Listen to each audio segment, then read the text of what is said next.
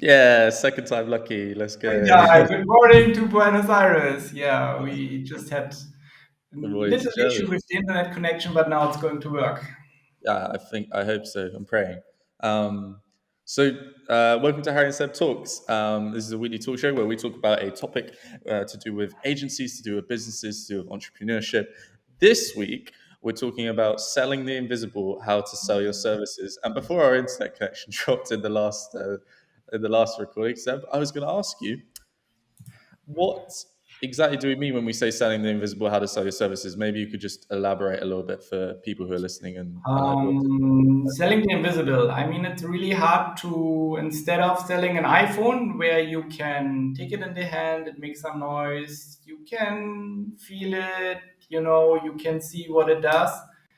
Selling the invisible, I mean, like a service doesn't mean if it's only online marketing, can be also just something that you can't take in your hands, not a product that you can feel, where you can, like coffee, like you can smell it and so on. So it's really hard to sell a product that you don't have in front of you, to describe it to the customer and also say the advantages. I mean, when you compare an iPhone to a Samsung or Android to Mm. iOS, you can clearly see the difference from the operating system. But for the services, it's hard to make this visible for a client or for marketing service. I mean, when you want to make a marketing service visible, I mean, both of the agencies use Google Ads. So how can you differentiate it, and how can you sell your service then? Because for the product, it's a little easier. Yep, I agree. And I think that really ties into like something that we've spoken about a little bit, and I've seen other people talk about as well, which is like productizing your services. So, Yeah, um, and that's one solution for it really, which is that you can create a product that that service kind of enwraps into. So to give an example, you could we've got a website that we can share, I'm sure, called Design Joy by Brett from Maryland, and yeah. Brett did I an can interesting. I can share the screen and show the audience So what we were talking about. Give me a whilst second. Seb's sharing, I'll give some background. So here we are. So Brett offers a design subscription service. So rather than selling his services as a designer, he sells a subscription to his skills. So really clean looking website, great kind of landing page that really gets you involved with and makes you want to buy from him. And here's all his services that he offers as well, right? And if we Yeah, go down to the pricing, Sebastian, thank you.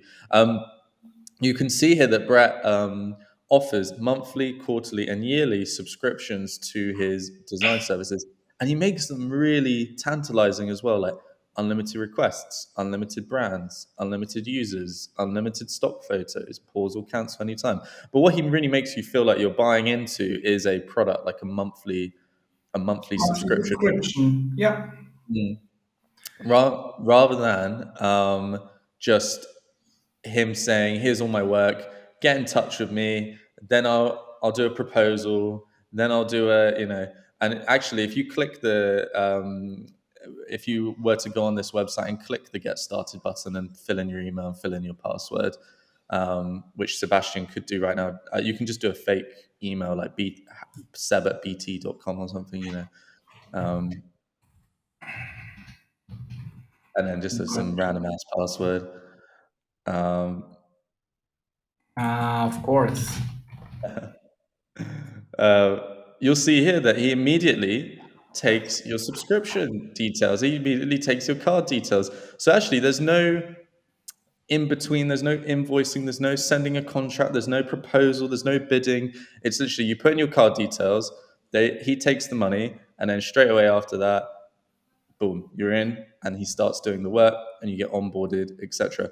And and I think Brett says something really brilliant here, which is that buying your product should be as easy as buying a T-shirt. And I think his design skills definitely speak for themselves, right, Seb? Because this page is really The good. page So looks the page looks amazing. You showed this to me last week, and I was like, wow, this is like.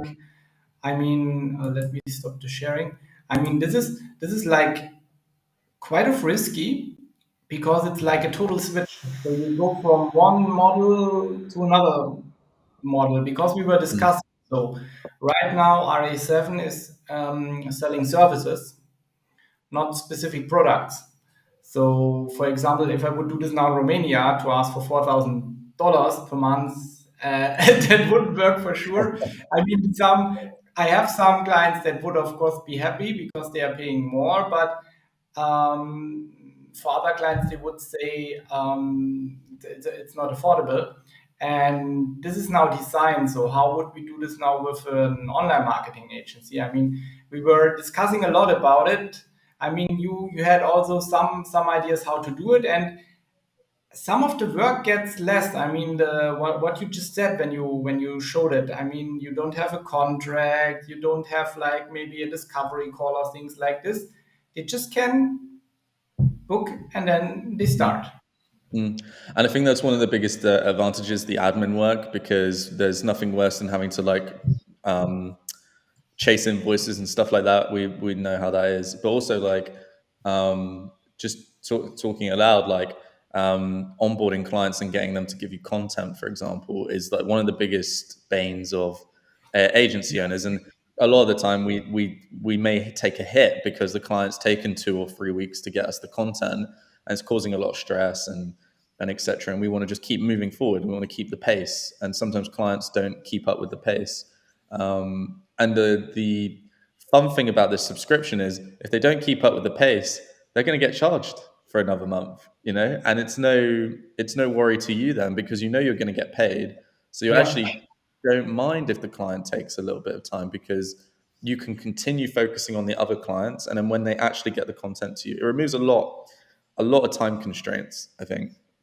And I think there's like a few things to do though to make sure that this like kind of model is really successful because selling it is just half of the battle. But once we've sold it as a service to a client, you have to deliver. And if you're offering a subscription that's maybe cheaper than like an agency who charges a big flat fee, and you're hoping that you'll just be able to spread it over a couple of months, I think you really need to think about the details in regards to like how that client is going to go from A to Z, but Yeah. also um, but also your fulfillment and production needs to be so tight that you're able to fulfill it at the speed they expect, but also it makes like economical sense to you. Because we were talking about how these subscription fees could be cheaper month on month than traditional agencies, but you're not charging 10 15 $20,000 up front for a website build. You're charging 2 3,000 a month, and you've got to figure out how to make that more affordable. So I wrote in my notes a couple of things which you could do. Maybe you would have some ideas as well, Sebastian, but Mm. just having some assets like pre-made. For example, for my agency, that would be like having style guides that I can just go in and edit the font to match the client that I'm working on and then send that to the client. And that's kind of like a really quick win rather than remaking a custom style guide every time. Yeah.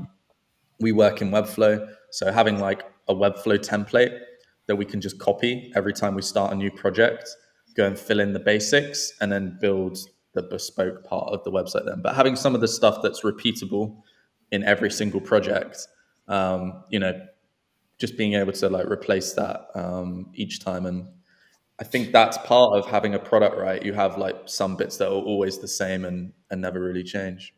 Yeah, for Webflow development, I think it's a bit easier because you have mainly the website development and the hosting. Probably SEO if you offer also some SEO. For us, it's like we have Google ads, we have Facebook ads, Meta ads, I mean, TikTok ads, LinkedIn ads. Maybe others want content marketing, so there are more things in it.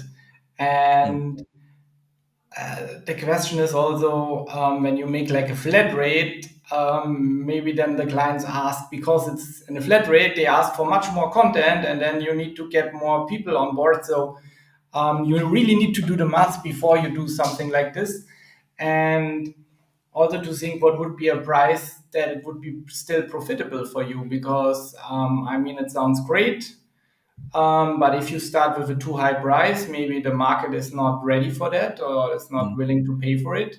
And mm, especially when you have already a team with employees and then you want to switch from this monthly retainer model to this flat rate, I mean, this is now for me personally, for me, I think it would be a high risk because I would need to do some math and planning and so on. Bless you. And thank you. yeah, you just need to think. Maybe you just use one specific service that you make in a product. For example, when you niche with your agency, for example, we have for automotive, that would make sense if we have products. We have, I don't know, we have the product small, we have the product I don't know, family car and the Mm, product, the luxury car. I don't know, mm, luxury car model. And each product has specific services for the car, for the automotive industry, and that would be easier. I mean, that would work if you are in a specific niche. If you make a service for, I mean, for the entire market, it's really hard because there can come so many new things, especially when you go in a new niche where you have different requests that you don't have in another niche. So I think when you niche with your agency or your position, I mean, it's easier to make some products mm. that your clients need, and then you can standardize them and processes. Like you said, you have a style sheet. I will have my process checklist in ClickUp, and then it would make sense to because it's easier then to do it. And I think that's something that a lot of talking about processes, like having that as a something that's a constant, can really help as well, right? Because I'm just trying to think of like how could this go wrong? Like I, I how would mean, this I mean, go wrong? think of e-commerce. Think of e-commerce. Yeah. Now we say we make some products for e-commerce. We make the small package, the middle package, and the big package. And then you have the big package. Maybe it's because it's Romania. It's only 3,000 euros. But Mm. then one of the biggest e-commerce shops comes to you with his huge ass shops with I don't know how many products, and he requests I don't know. For example, we have clients that have 14 ad accounts in Google Ads, 14 Yeah, accounts. yeah, So imagine you will have for 3,000 euros to take care of 14 accounts, Google Ads account at the same time. and that is a Yeah, great point. And I think that is where you have to think about the parameters of the service that you're offering and the products and the rules yeah, as well. So for us and our new one that we're doing, it's like one request at a time. If we work with an agency, every time they want to have a new client with us, they need to get a new subscription. And I think just having those kind of rules like ready, so you understand like, yeah, if that person does bring 14 Google ad accounts to us, then like no fucking way you're doing that on one subscription. You're doing that on 14.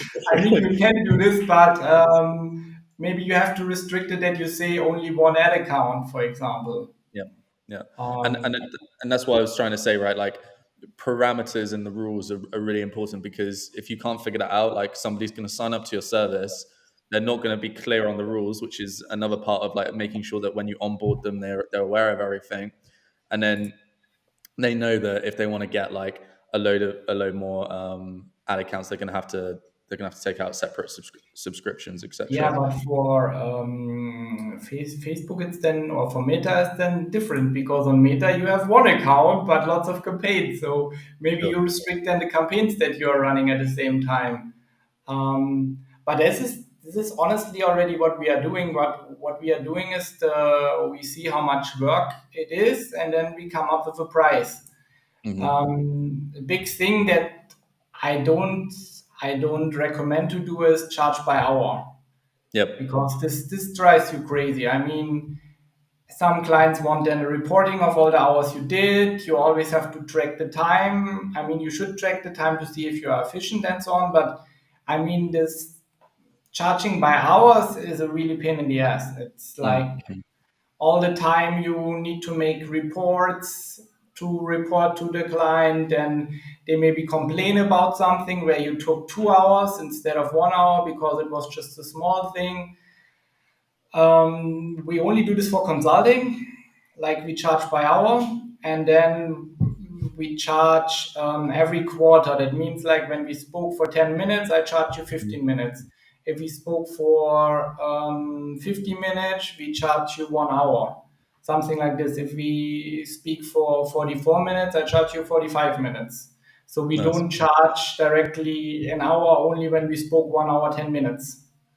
I think this is like really nice because like again it's just tying into like those rules and parameters and having everything like written down. Yeah. It's really important when you're creating these packages. I think like and we're talking about like how to turn your service into a product, you need to think Mhm. about all the like terms and conditions, all of the parameters to go in. And as you said, do the math as well. I think something I wanted to just move on to and chat about is like I wrote down in capitals in my notes. You need to start thinking like a tech startup because everything that comes when you buy like let's say Slack, for example. I think that's a great example of a Yeah.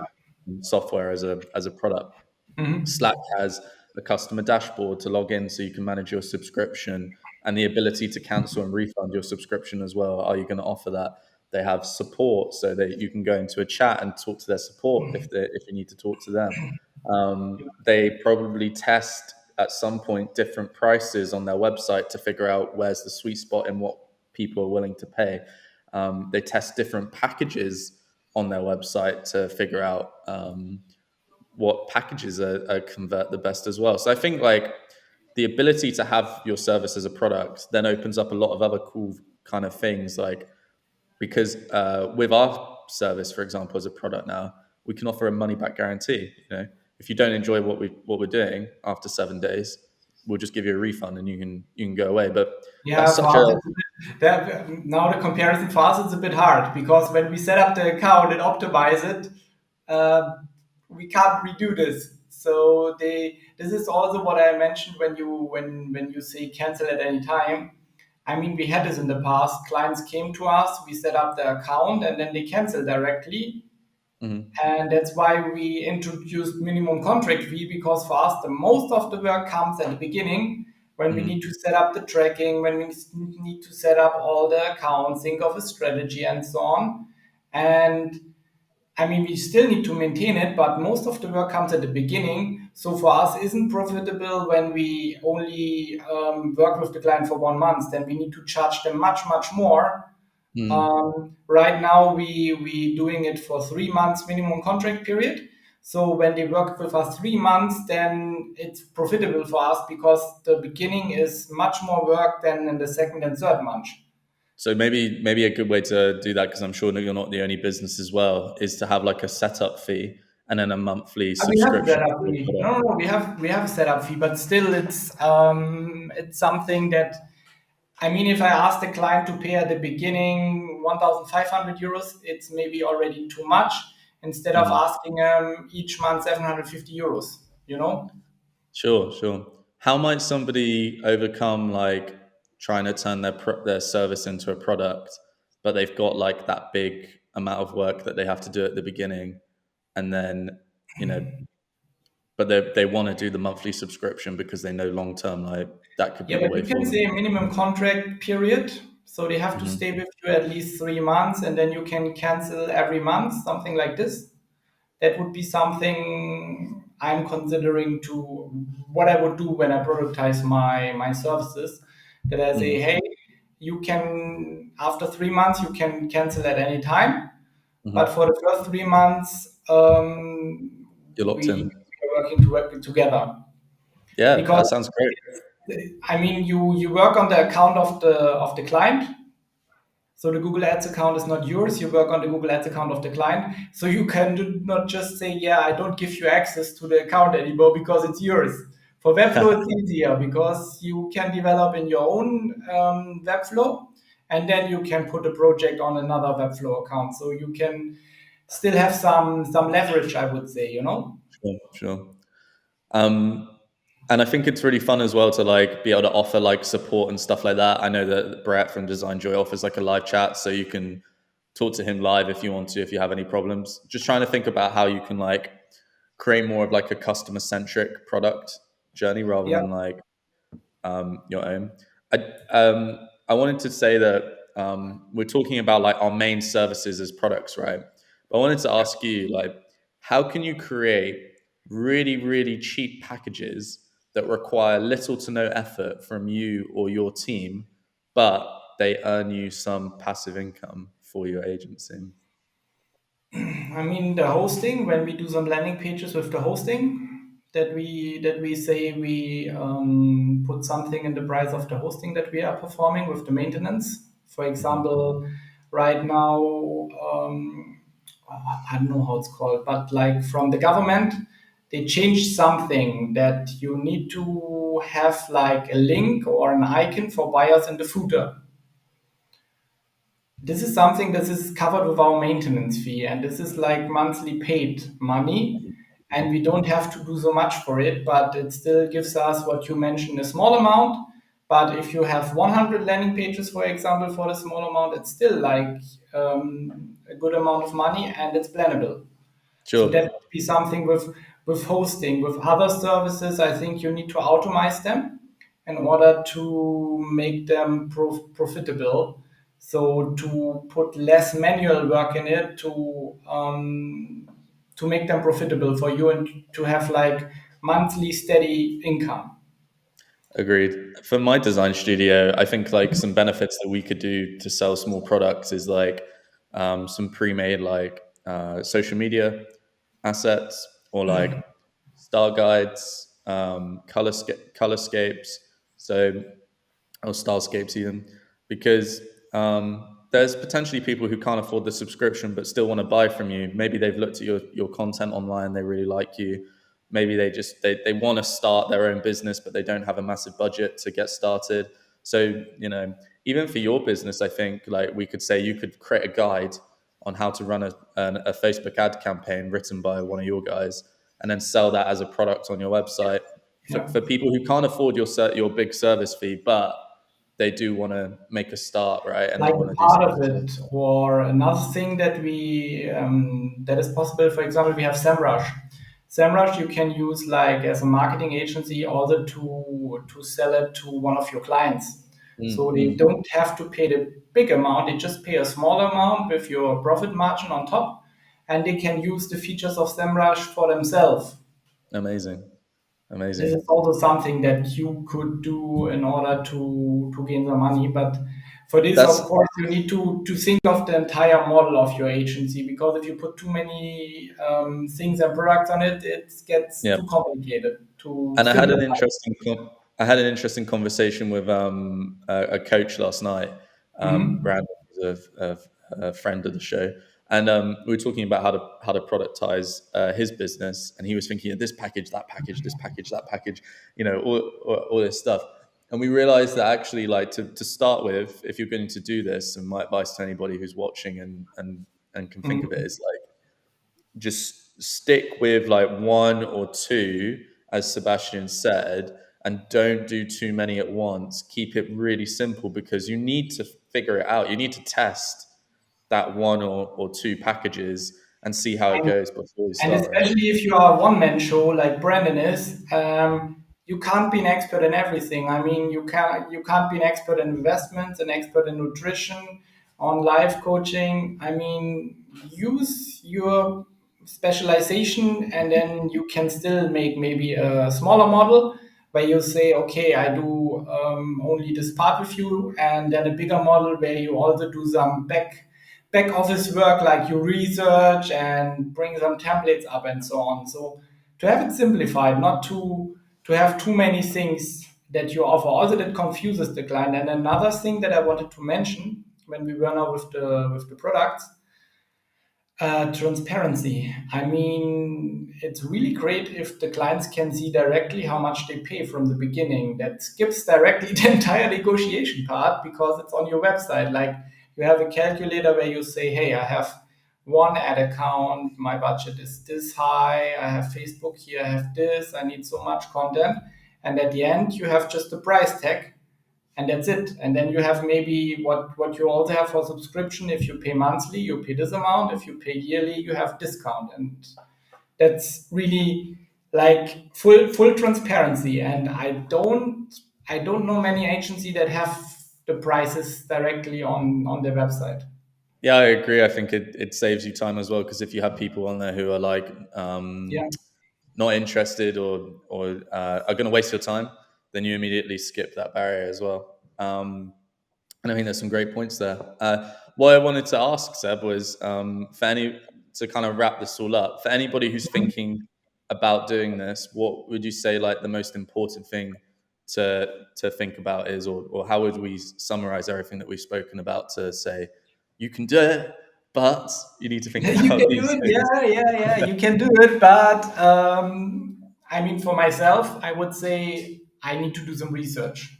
I need to do some research. I need to think of the products that we're offering, come up with a model, also calculate it based on our clients that we have right now.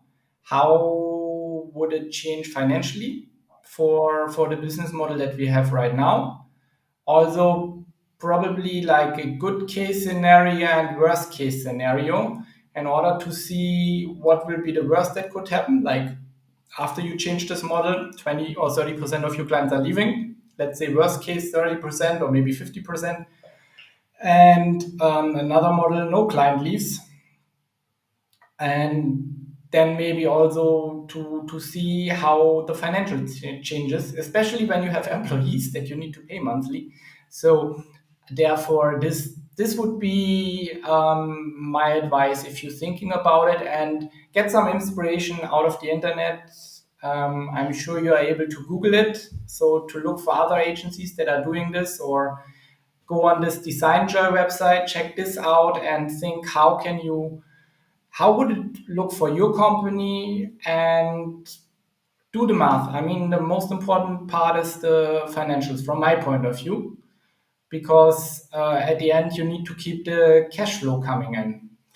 Um, so what would you recommend our viewers with selling the invisible, how to sell your services? So what would you recommend with your Webflow agency, what they should do regarding productizing their services? Yeah, sure. So I think it's a really great way to remove a lot of your admin, and I'm a big fan of removing admin. So if anybody is listening and could get any advice today out of that, I think like that's one of the biggest benefits for it. But there are a lot of caveats to that. So I think something that we discussed last time when we spoke about it is like you really need to understand your pricing, and you need to figure out, is this something that can be delivered? Right now, we say to our potential customers, like, you can have a landing page back in 72 hours. You need to actually make sure you can deliver on what you say. So whatever Yeah. you put, whatever you put on your website, you need to make sure that you're capable of. And I think that's just having the awareness of what your own skills are. Um, have your terms and conditions written out by a lawyer, and make sure that your kind of onboarding means that nobody will get confused. I think a lot of this the points here that we're making, and like how you can do these things, like the biggest issue potentially is that when you onboard a client or a customer, they don't understand what they need to do, and you need to have a system in place for them to make requests, Yeah. make tickets, talk to you back and forth on stuff, etc. Think about what you can automate. So for my Webflow agency, it's like, as I said at the beginning, like style guides, Webflow projects, etc. How can you template Mhm. some stuff to make it faster? Um, and just, I think overall, I would say that it's best to do these things slowly and test as you go forward. So be somewhat slow but also fast. So there's a great guy called Levels IO on Twitter. Peter is his name, and he runs a website called Nomad List, which is a big inspiration for me Mhm. because he's made this website Nomad List. It's for digital nomads traveling around the world, and he shows you all the different companies you can go, all the different countries you can go to, but also there's a paid community you can join. He's doing about 1 to 2 million a year at the moment through that website, and his big thing is build fast, release quickly, and test aggressively. And I think that's something that I really want to try and like go with here, because you can spend months planning Mhm. this subscription model, but actually it'd be much quicker to just throw a website together, send it out to a couple of people, get some feedback, and see if it is something that would work. And if it doesn't, then you need to tweak it. You need to change the subscription. And that's why, like when I said earlier, you need to really start thinking like a tech startup. You really do. You need to be testing constantly to try and find the model that really works for your environment, for your economy that you're in, for your climate, and see what works. So test is what I'll end on that one. Nomadless.com. Yes, nomadlist.com. Okay, then let me quickly show this to No, our viewers. So this is the wrong website, I one. guess, yeah? Wrong one. I think nomadlist.com. Is it the web? Oh yes. Is it? No, Nomad List, not Nomad Less. Then just send me quickly the link and I can share it with our audience that they can check it out. But this was also a nice website. The only thing that I just saw, it's Sure. the SSL was not working. Let me quickly check. Yeah, and I will share the screen again. Nice, and I'll tell a little story whilst we're going. So Peter wanted to make 12 startups in 12 months, and this was startup number 7. And it's essentially a comparison. So you can go, Seb's demoing it at the moment. You can look at the different countries. You can look at like, is the internet good? What's the weather like? Is it fun? And you can see how much roughly a month it would cost to live in that country, which is quite important for travelers who want to work cheap but earn money in their home country. So this is really cool. He made it in like a couple of weeks. It started off as an Excel sheet. Ah, He got Timothy, people, nice. he got people using it, and then Mhm. from there, it's now making 1 million because he sells like advertising on it. He sells people to join the paid community, etc. And that's how it works. But his constant thing is testing, testing, testing. So he tests different prices to sign up. He tests different flows to sign up. Etc. And I think that's the thing I kind of wanted to end on today. Just make sure that you get something out there quick and you get something out there fast. And Seb's just found it, which you can go and have a look at after this show, see how much he's earning, and also see all the stats on his website as well. It's a very cool website. I would highly recommend. An So interesting project. yes, very interesting. So, if you enjoyed this show, please let us know down in the comments what you'd like us to talk about next time. Did this topic interest you? And if it did, what do you think about productizing your service? And is it something that you're planning to do in the future with your business? You can find more about Sebastian, RE7, everywhere on the internet at RE7 Consulting, re7consulting.com. And as well as that, Sebastian Bayer on LinkedIn as well, if you want to connect with him. You can find out more about me, Harry Roper on YouTube, Harry Roper on LinkedIn, and then my agency is called Imaginary Space. We're everywhere at the moment. If you want to have a UK. look, .co.uk if you want to have a little bit more of a look into what we do. And actually, next Monday, I'll be launching on Product Hunt, my new startup that productizes landing pages. So there's a little thing to check out if you're watching this episode in the future. But apart from that, this has been Harry and Seb Talks. Great to have you all here. Great to have you here, Seb. And we'll see you all in the next one. Thanks again. See you next week. Have a nice day. Bye bye. Bye.